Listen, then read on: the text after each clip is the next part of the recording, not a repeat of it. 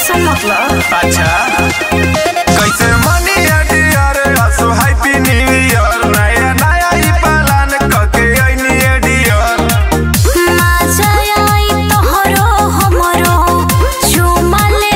गाल में कटी हके कधोड़िए पहचान नया साल में कटी हके कधोड़िए पहचान नया साल में।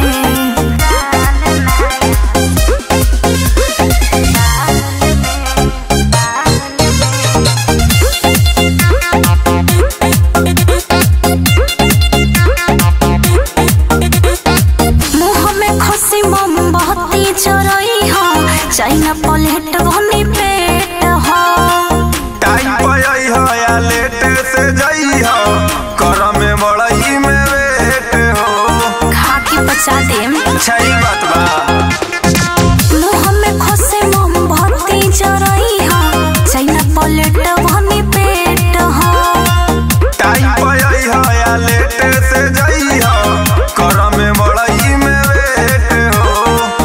जानी फसई हो दोसरो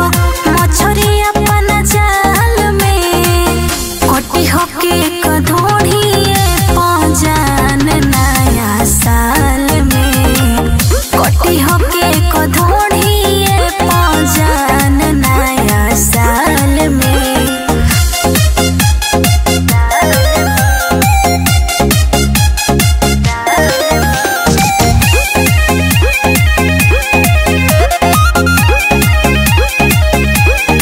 नया तरीका होई सब लोग फीका